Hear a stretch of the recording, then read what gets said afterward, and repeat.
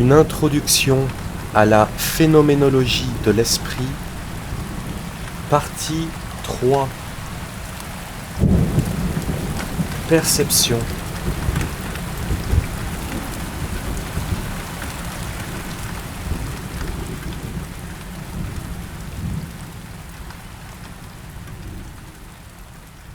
La conscience est une contradiction tendue entre le ceci et le moi, les deux pôles conceptuels qui seuls peuvent la définir, mais qui refusent tous deux de le faire, chacun la renvoyant inexorablement vers l'autre.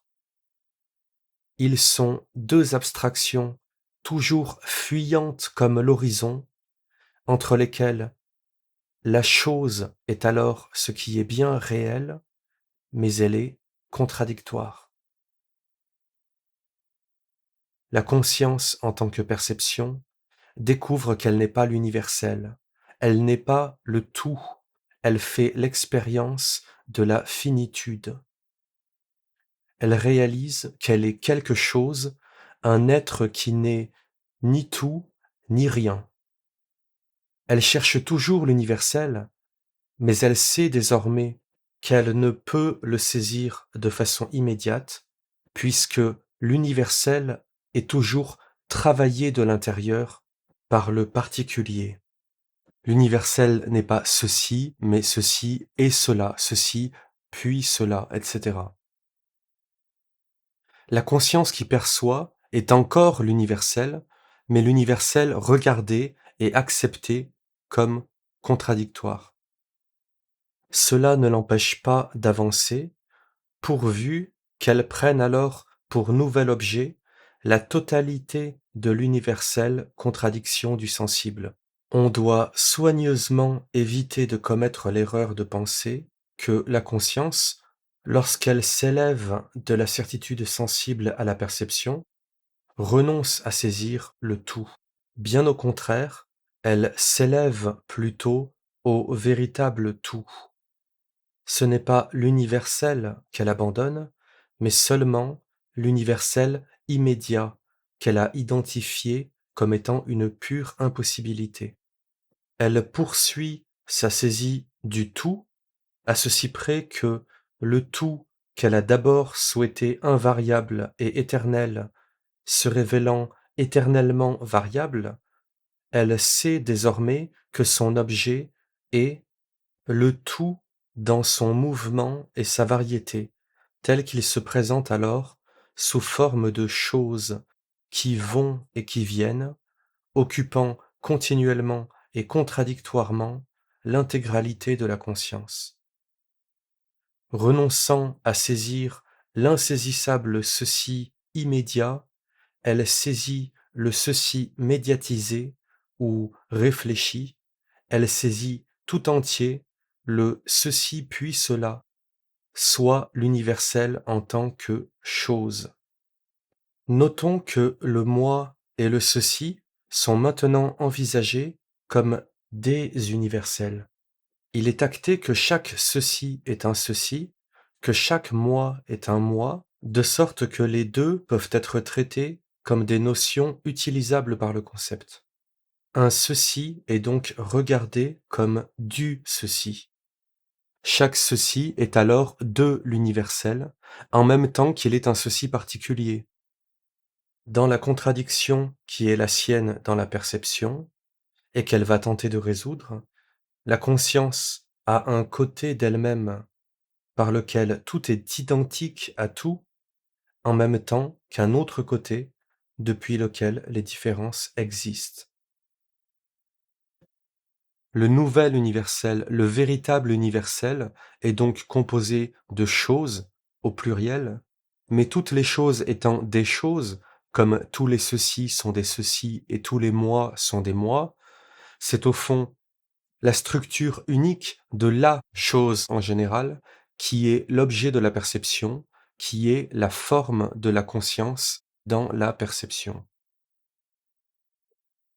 La conscience est tout entière perception. Elle est une seule et même unité totalement contradictoire puisque changeante en permanence.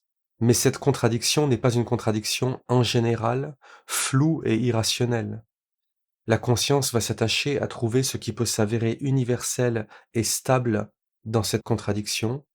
Elle va chercher le sens de cette contradiction qui l'amènera jusqu'à la figure suivante, qui sera l'entendement. Cependant, à ce stade, on ne doit pas présupposer les étapes suivantes, mais seulement suivre le cours de la contradiction, en prenant bien garde de ne rien anticiper, de ne rien précipiter, de ne pas contaminer la démarche avec des considérations qui seraient introduites par l'impatience du pour nous. Rappelons que le pour nous est la conscience du lecteur, riche de connaissances que la conscience naïve qui nous intéresse ici ignore, mais ces connaissances issues de l'habitude, du bon sens, étant non fondées conceptuellement, sont précisément le poids des préjugés que la méthode phénoménologique s'efforce d'évacuer pour en libérer le concept.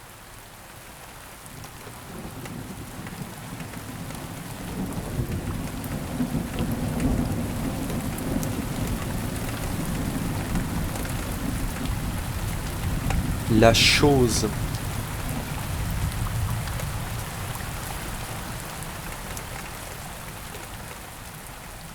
Percevoir, c'est donc toujours percevoir quelque chose. Mais qu'est-ce qu'une chose? De toute évidence, nous n'allons pas nous permettre de revenir en arrière et de trahir la démarche du concept en disant « Eh bien, une chose, c'est par exemple un arbre ou une maison. » Non, ce que nous cherchons ici, c'est la structure conceptuelle d'une chose, soit non pas une chose ou une autre, mais la chose. Pour le formuler autrement, qu'est-il possible de dire qui soit vrai pour toutes les choses? Le passage de la certitude sensible à la perception va largement complexifier l'objet.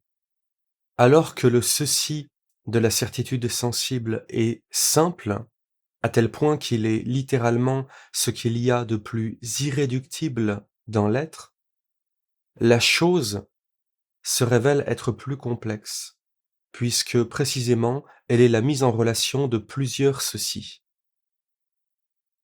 Elle est alors le résultat d'un parcours logique plus long et difficile que nous allons tenter de survoler. Petit a, les propriétés de la chose. La chose se présente d'abord comme un ensemble de propriétés. Que sont ces propriétés? Le ceci ne pouvait exister de façon durable dans la certitude sensible, car il était nié en permanence. Mais dans la perception, il peut rester, parce que la conscience ne le rejette plus dans le néant quand elle passe à un autre ceci, mais le conserve à côté des nouveaux ceci qui se présenteront. La conscience, en acceptant le caractère contradictoire du ceci, en l'acceptant dans toutes ses versions passées, présentes et à venir, lui permet enfin d'exister de manière pleine et entière. Sauf qu'il n'est alors plus vraiment le ceci, mais la propriété. Une propriété parmi d'autres qui, à elle toute, compose la chose. La perception assume la contradiction éternelle du sensible. D'ailleurs, comment ne le pourrait-elle pas, ou plutôt, que pourrait-elle faire d'autre? Elle ne prend plus seulement le ceci appelé à devenir cela, elle prend le ceci puis cela tout entier. Le ceci n'est alors plus ce qui est, il est une propriété de ce qui est réellement, à savoir la chose. La chose n'est pas ses propriétés, la chose a des propriétés. Car la saisie de l'être de la propriété est justement le ceci qu'il nous a fallu dépasser. En somme, l'avoir est encore l'être, mais il est l'être en relation de médiation avec lui-même, l'être indirect. Le passage de l'être à l'avoir permet de marquer l'acceptation de la contradiction, nous faisant ainsi passer de la contradiction qui écrase et néantise à la médiation qui ouvre un chemin de réflexion. On peut noter que par cette notion de réflexion qui fait que l'on passe d'un ceci à un autre, ou d'une propriété à une autre, on a déjà le début de la compréhension de ce que l'objet est un produit de la conscience en mouvement, du fait que celle-ci parcourt les étapes logiques qui composent son objet. La chose donc a des propriétés. Elle est la saisie en un seul geste de plusieurs propriétés contradictoires.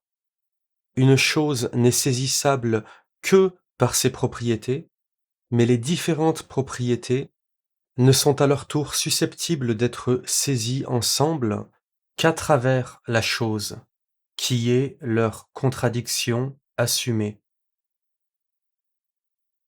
Prenons un exemple. Un pétale de coquelicot sera, pour la perception, rouge, soyeux et odorant. Il faut alors reconnaître que le pétale n'est pas rouge dans un premier tiers, là où il ne serait ni soyeux ni odorant, puis soyeux dans un deuxième tiers, là où il ne serait ni rouge ni odorant, puis enfin odorant dans le dernier tiers, là où il ne serait ni rouge ni soyeux. Dans le pétale, le rouge n'est pas à côté du soyeux et de l'odorant. Il est au même endroit et au même moment rouge, soyeux et odorant, de façon totalement indivisible. Notre bon sens quotidien rechigne à prendre au sérieux ce constat déconcertant. Il refuse de valider la contradiction, lui qui a pour base la logique formelle et son principe de non-contradiction. Il veut qu'une chose soit ou bien ceci, ou bien cela. Or, la chose est toujours à la fois ceci et cela, sans que l'on puisse séparer les deux, à moins de libérer fautivement la chose par le bas, en faisant retomber la conscience dans la certitude sensible, en retransformant la propriété en un ceci, simple et stérile. Petit b, la contradiction des propriétés dans la chose. La chose se présente, dit Hegel, comme une multiplicité de propriétés différentes et qui se compénètrent sans se déranger. Dans le pétale, le rouge ne dérange pas l'odorant, pas plus que le soyeux n'empêche ni ne chasse le rouge, etc. Dans la certitude sensible, on avait les ceux-ci qui se contredisent, mais dans la perception, on a les propriétés qui se compénètrent. On voit que dans ce nouvel énoncé, la contradiction est supportée, acceptée comme étant elle-même le nouvel objet d'étude.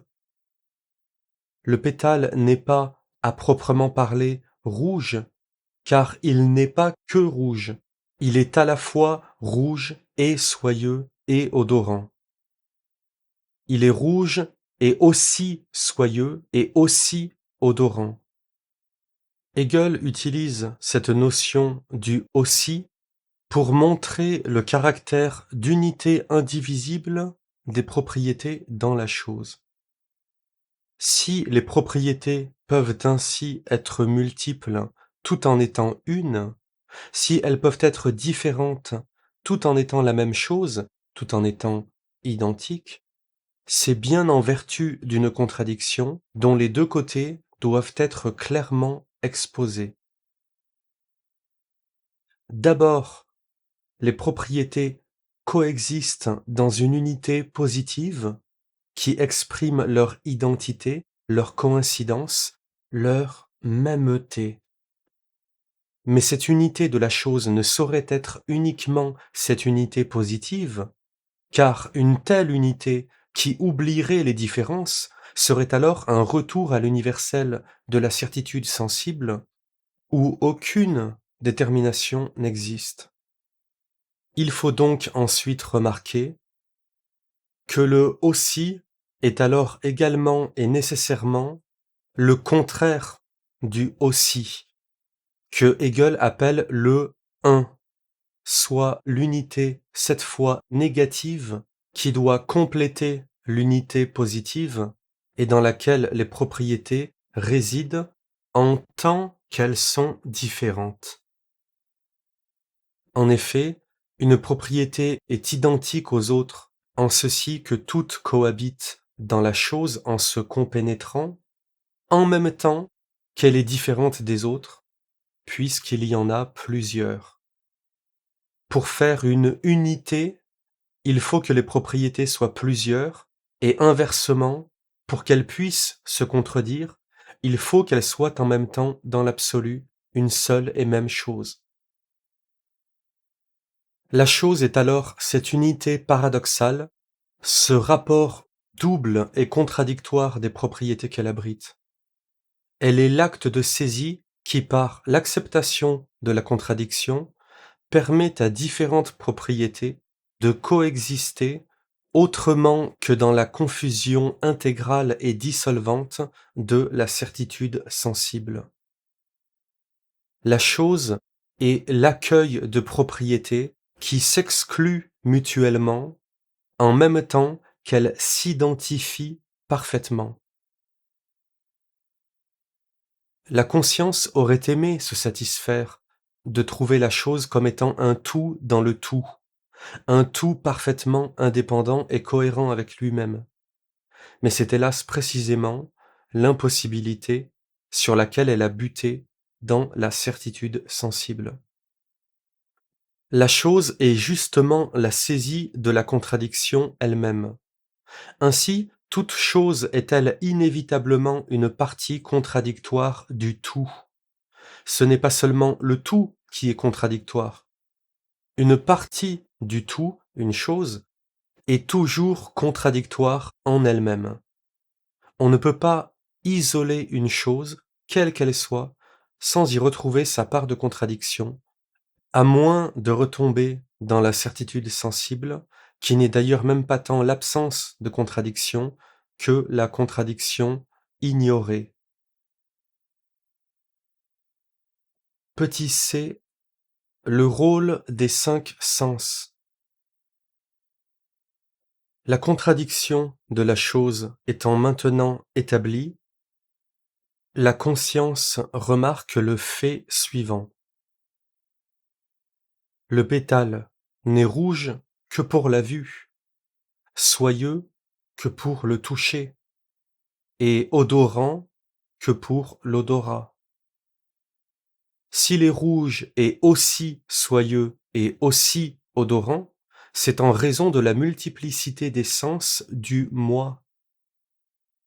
Cette multiplicité des propriétés relève ainsi de la réflexion de la chose dans le moi, et c'est alors le moi qui se révèle plutôt être le porteur de la contradiction. La chose peut sembler alors simple et n'apparaître comme multiple et contradictoire qu'en vertu de la diversité des sens du moi.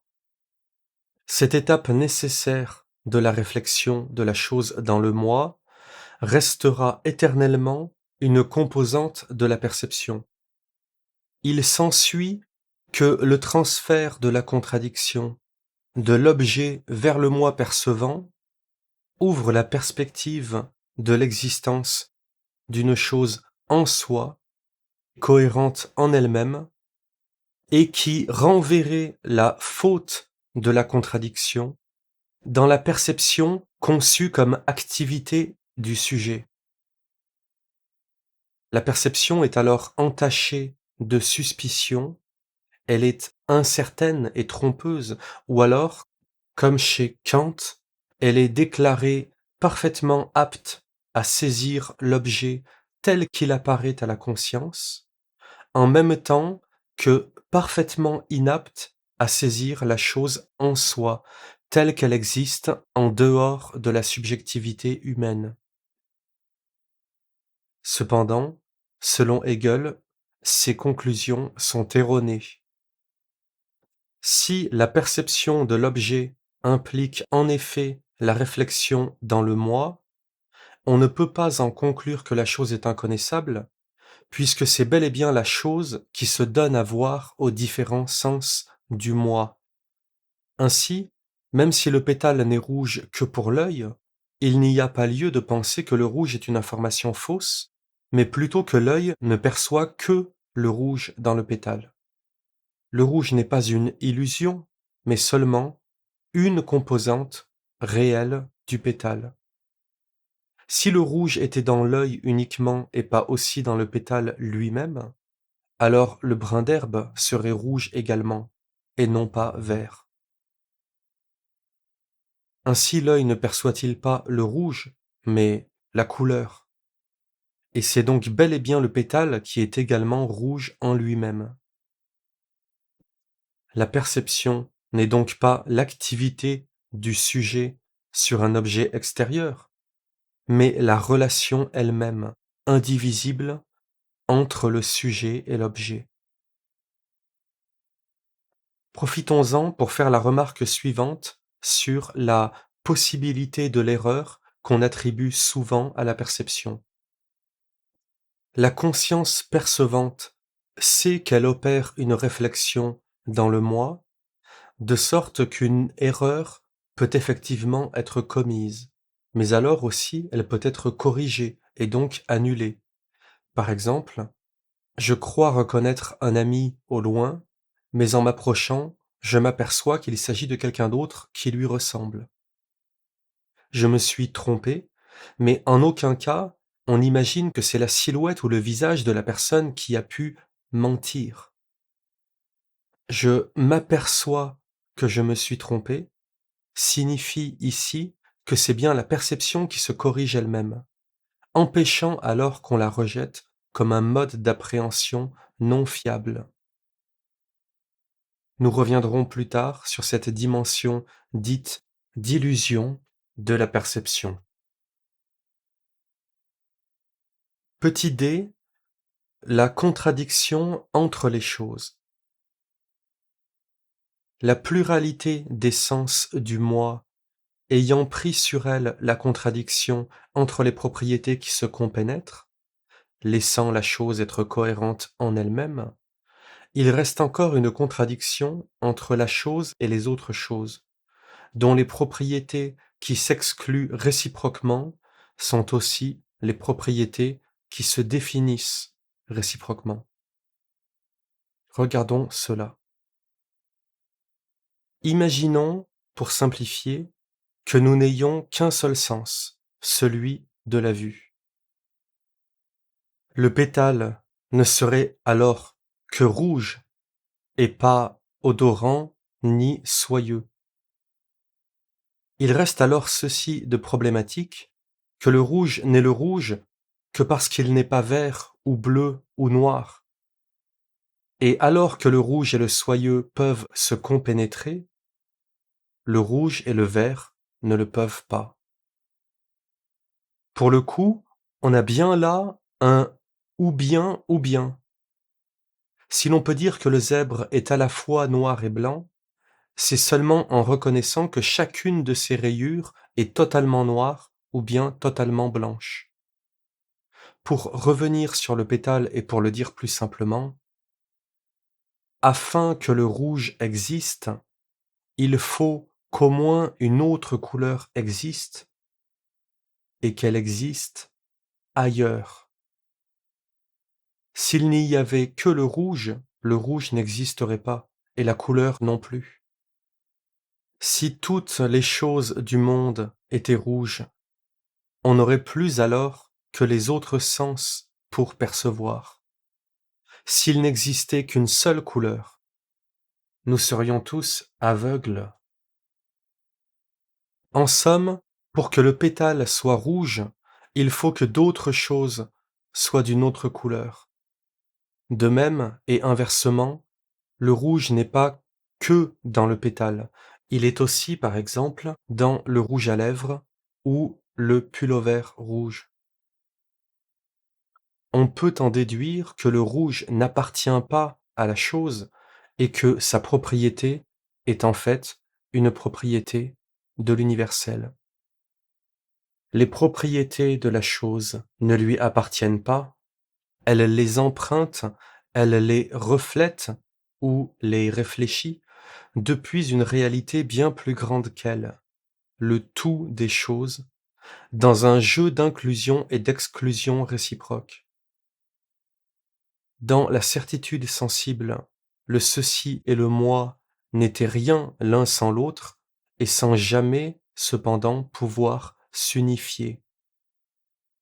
Dans la perception, les propriétés ne coïncident jamais avec la chose, mais se dispersent et se distribuent en des choses différentes qui ne se définissent alors que les unes par rapport aux autres. Le rouge est ce qui n'est pas vert ou bleu, le soyeux est ce qui n'est pas rugueux, etc. L'universel ne parvient pas plus à se fixer dans la perception sur la chose qu'il ne parvenait dans le sensible à se fixer sur le ceci ou le moi. Une propriété quelconque n'existe qu'en vertu du rapport d'opposition qu'elle entretient avec les propriétés qui lui sont opposées autant que complémentaires. Et la chose tout entière est alors à son tour aspirée par cette nécessité d'être repensée à partir d'un nouvel universel qui est le tout des choses. On voit une fois de plus comment une différence est toujours, par un renversement dialectique, une nouvelle unité qui survient pour contenir cette différence et ainsi lui permettre d'exister, en un mot, pour la fonder.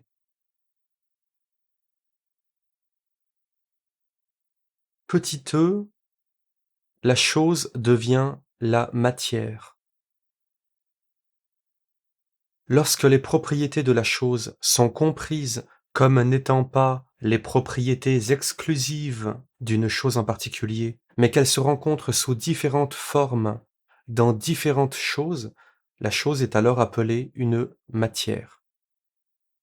Le bois est toujours du bois avec ses mêmes propriétés, qu'il soit dans un arbre, dans un meuble ou dans le feu de cheminée. La chose complète, considérée comme matière, est ainsi redirigée vers l'universel, elle retrouve sa relation avec la totalité, lorsqu'une matière est à son tour envisagée comme étant une matière en particulier au sein de la matière. Une matière particulière, c'est de la matière en général. Le rapport des matières entre elles, dans ce tout de la matière, marque l'avènement d'une nouvelle unité dans la différence. Les matières se transforment, se repoussent, se fondent les unes dans les autres, et la chose a disparu pour laisser la place au jeu des forces qui sera l'objet de l'entendement. Les propriétés de la chose vont et viennent, elles se déplacent et interagissent sans l'accord de la chose, qui s'effondre alors. La chose seulement perçue n'est qu'une contradiction insoluble, une apparence superficielle. La chose pleinement comprise s'efface alors que l'étude des mouvements de la matière est confiée à la science de l'entendement. La matière, en effet, n'est plus vraiment ce qui est visible ou palpable, elle est plutôt la lumière et l'impénétrabilité. Elle est l'intelligible, purifiée de toute contingence, ainsi que de toute nécessité du recours à la perception, puisqu'elle n'est plus appréhendée par les sens qui trouvent des propriétés, mais par l'entendement qui établit des lois.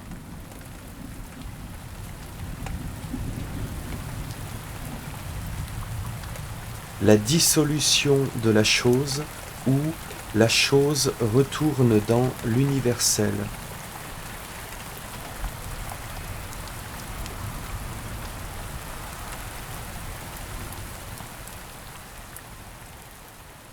La conscience, face à la chose contradictoire, opère alors un nouveau changement de paradigme pour avancer.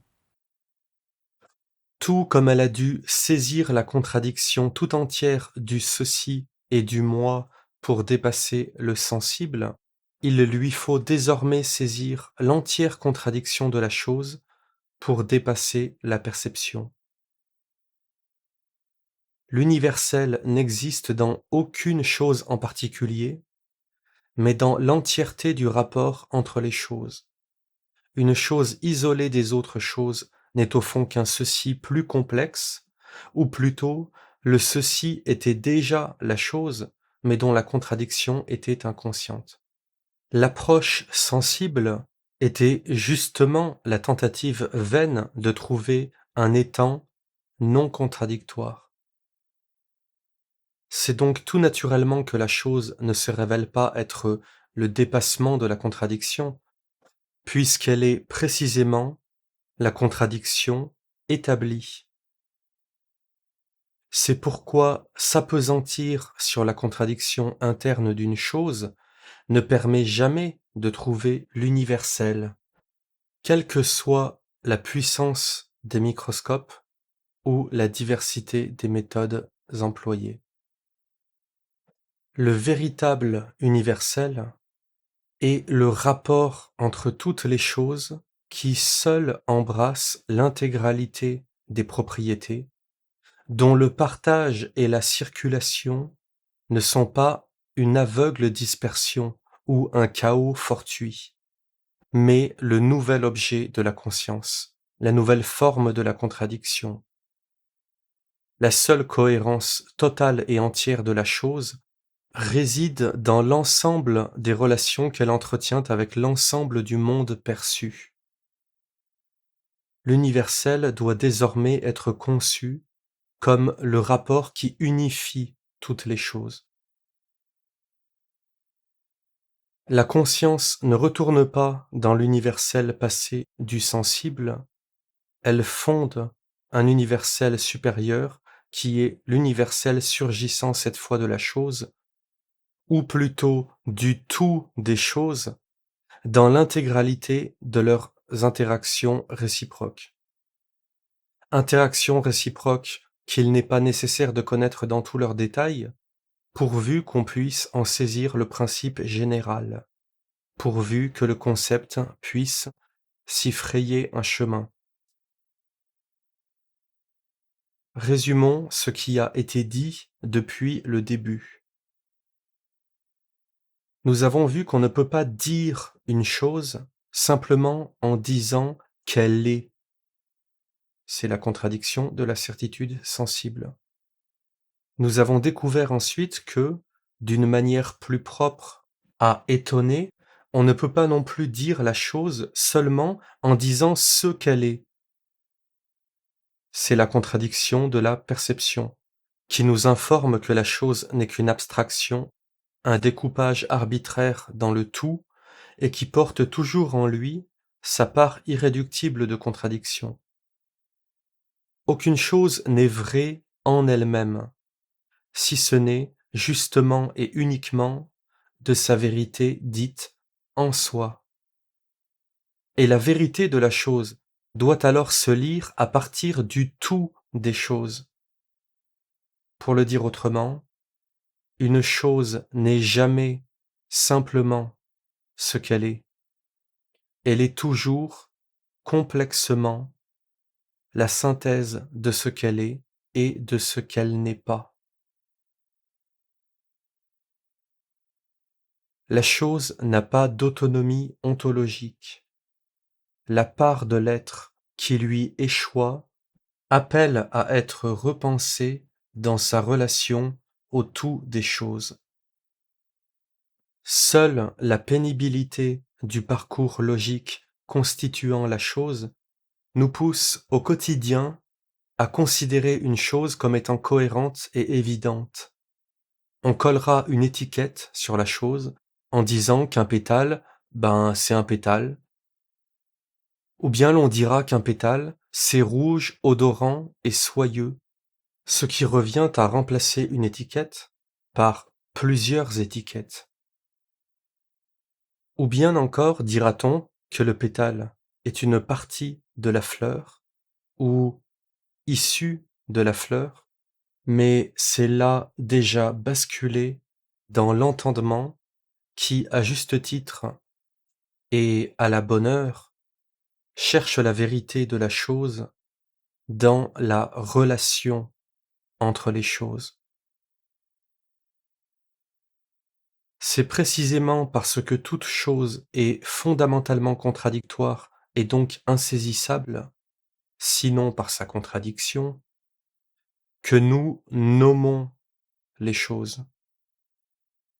La contradiction de la chose nous oblige à utiliser un nom afin de pouvoir saisir d'un seul geste simple ce qui se révèle, en y regardant de plus près, une structure contradictoire infiniment complexe, impossible à définir de façon exhaustive et définitive.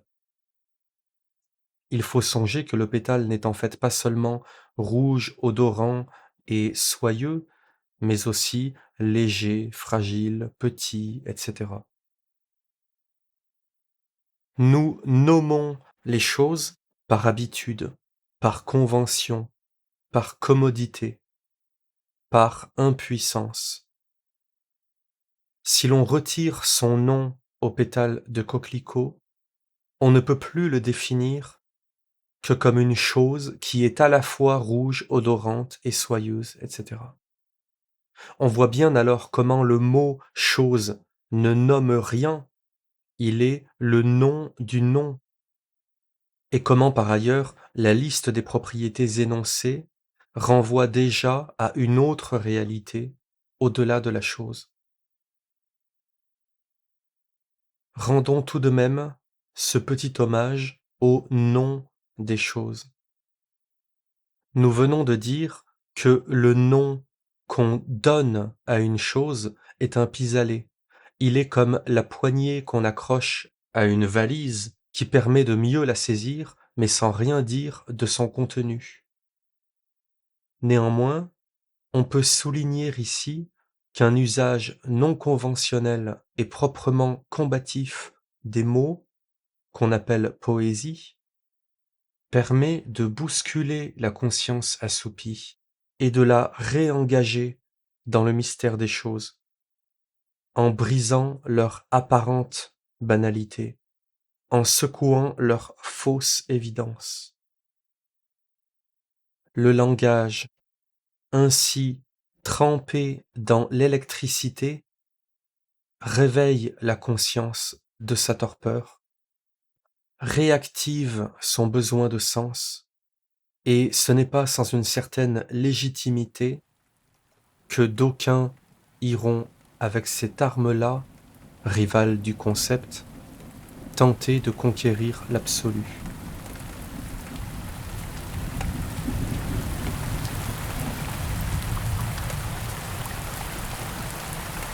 Conclusion.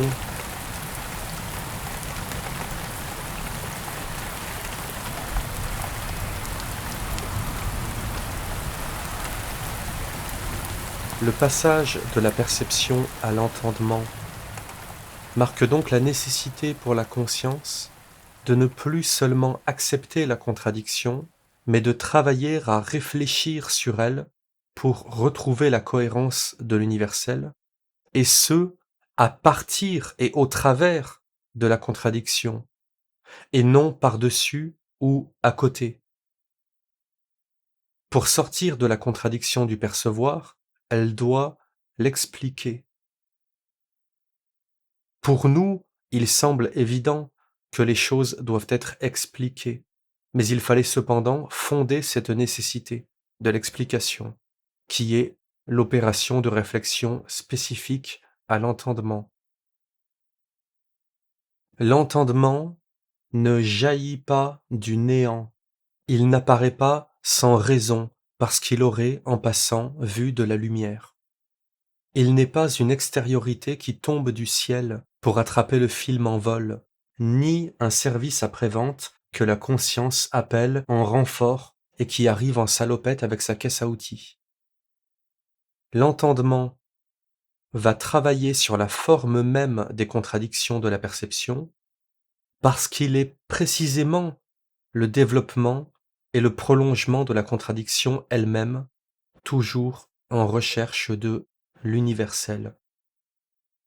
La perception n'est donc pas seulement dépassée, mais également conservée, puisqu'elle est en fait simplement renversée. La perception n'est pas le parent défunt de l'entendement, elle est le matériau vivant par le retournement duquel l'entendement va pouvoir s'épanouir. La perception, c'est l'entendement en soi. Tout comme la certitude sensible était devenue perception, la perception est à son tour et tout entière devenue l'entendement qui n'aura pas alors pour mission d'inventer des théories qu'il plaquera sur les contradictions de la perception, mais bel et bien d'élucider la contradiction, tout comme on ne résout pas une énigme en forçant ses termes, mais en identifiant son secret. L'entendement est la négation de la perception, la contradiction de la contradiction. L'entendement est la vérité de la perception. Reformulons la problématique en tâchant de répondre à cette question classique. La perception est-elle, au final, une illusion ou n'est-elle pas une illusion? Nos sens nous trompent-ils?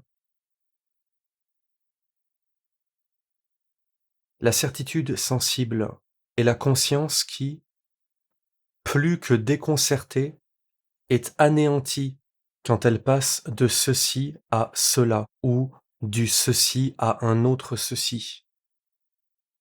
La certitude sensible, en quelque sorte, dit le vrai ou son vrai si l'on veut, mais le vrai qui s'effondre à chaque instant. C'est la néantisation. La perception est quant à elle la conscience qui accepte de prendre en elle la multiplicité, la différence. Elle est le ceci puis cela pris ensemble.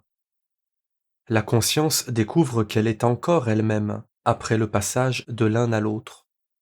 C'est pourquoi la perception, elle aussi, dit le vrai, mais le vrai toujours problématique puisqu'il change en permanence, opérant cette fois non plus la néantisation, mais la négation du vrai. Cependant, il faut remarquer que la perception ne nous inonde pas de multiples ceci et cela aléatoires et jetés en vrac. Ce qui se présente à la conscience est son propre mouvement, qui se dévoile à travers ses manifestations.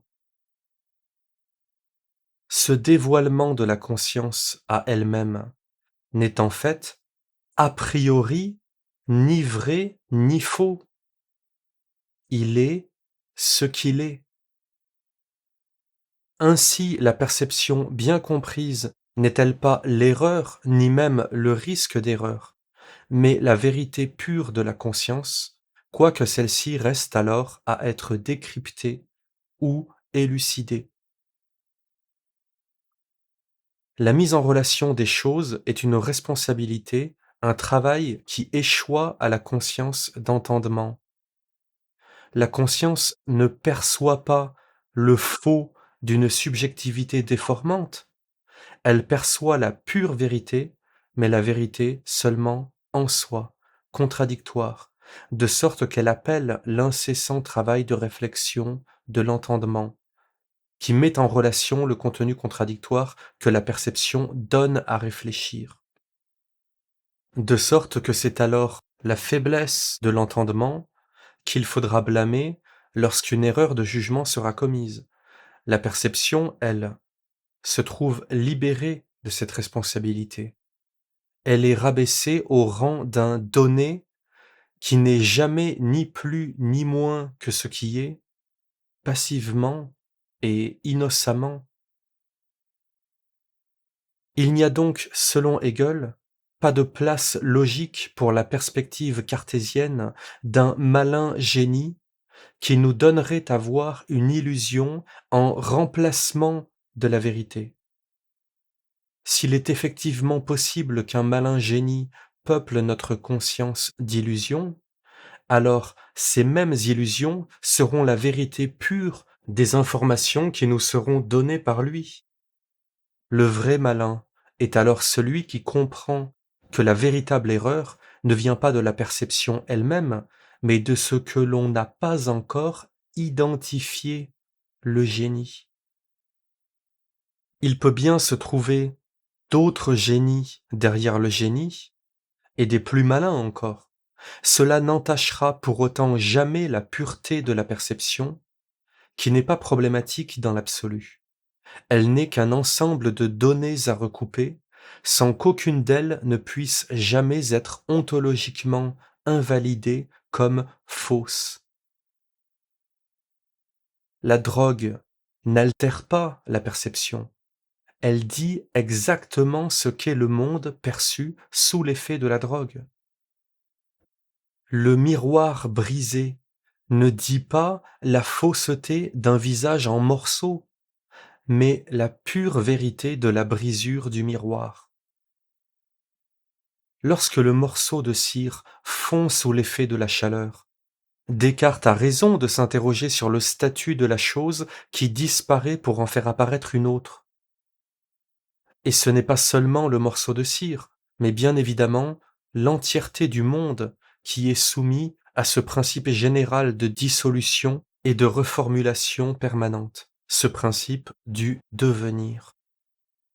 Mais puisque la conscience accueille le tout, elle sait d'avance qu'aucun génie ne sera jamais assez malin pour échapper au tout et le surplomber, sinon en recréant de facto un nouveau tout encore plus vaste et qui avale dans le mauvais infini les bons et mauvais génies comme on avale de simples choses.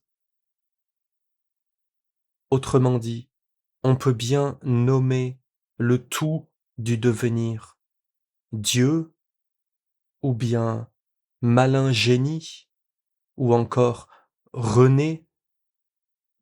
La structure de la perception reste inchangée pour le concept qui abandonne volontiers à la conscience bornée le choix des étiquettes.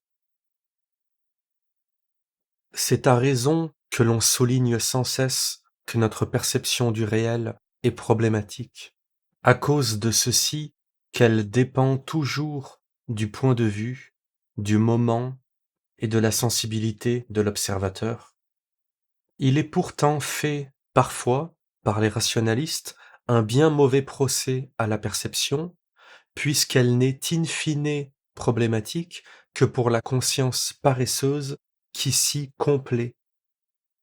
À l'inverse, les empiristes ou sensualistes doivent quant à eux concéder que la perception n'a de valeur que par le dépassement qu'elle permet, ou mieux encore, qu'elle devient.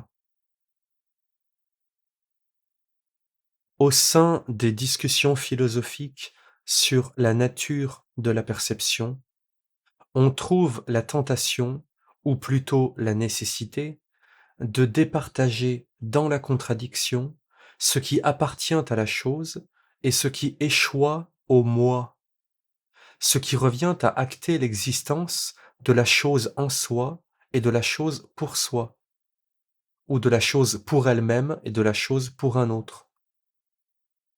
Cette distinction alimentera avant et après Hegel de nombreux débats sur le rapport entre les deux, dans le but de les réunir et, à défaut, de les séparer en deux entités ontologiquement distinctes.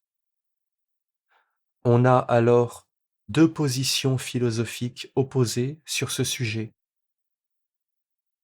D'un côté, un réalisme naïf tente de conserver la réalité extérieure comme existant indépendamment de la conscience, alors que la réalité est toujours le fruit d'une activité percevante. De l'autre côté, un idéalisme mal compris s'efforce d'évacuer la réalité objective en réduisant la perception à une pure projection du sujet. Mais selon Hegel, il n'y a en fait pas à trancher entre ces deux options. La conscience ne peut ramasser les deux côtés de la contradiction d'un seul côté pour supprimer l'autre. La chose n'est ni une réalité extérieure autonome, ni un rêve créé par le moi. L'universel n'existe que dans la relation entre la chose et le moi.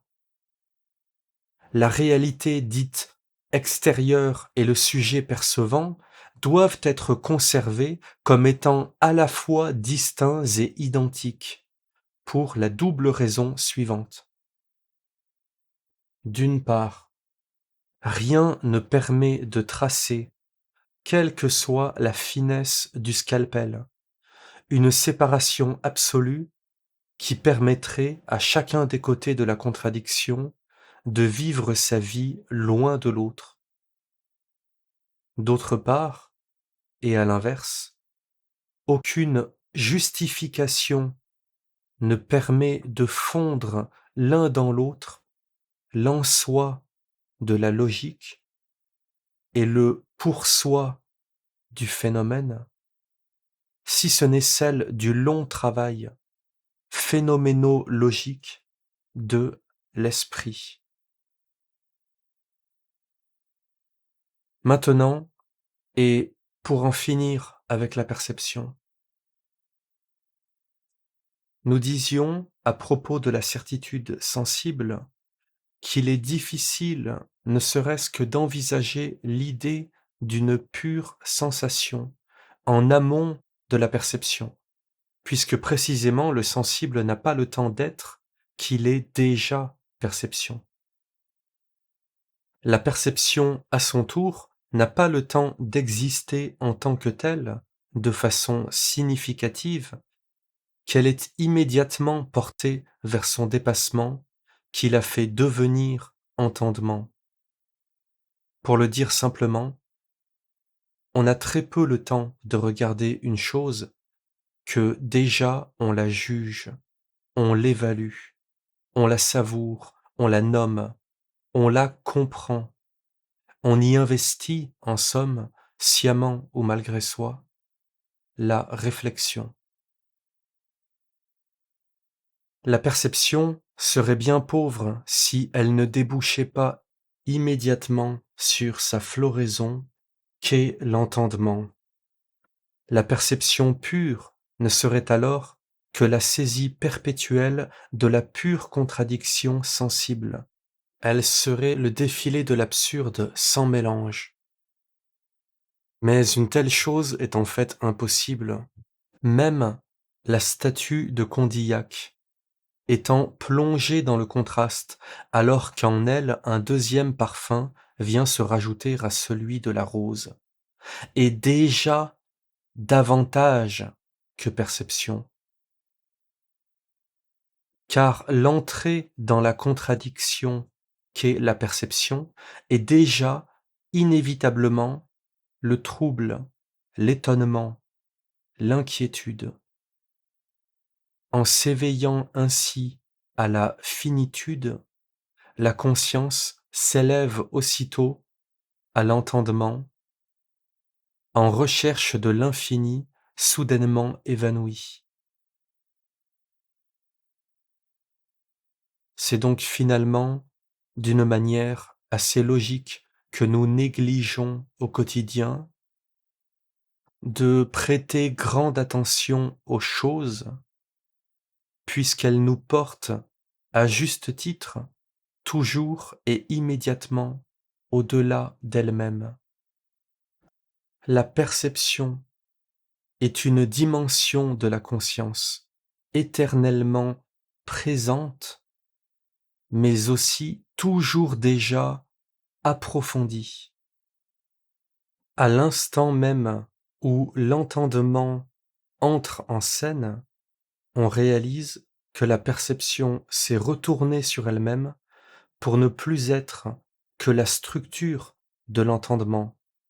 Elle est devenue tout entière, sans résidu, entendement. La perception est ainsi la surface du monde sur laquelle, à l'instar de la mer, on ne peut marcher sans aussitôt s'y enfoncer. Un seul pas dans la perception libère déjà des déterminations de l'esprit qui alors fourmillent et s'agitent comme un banc de poissons effrayés.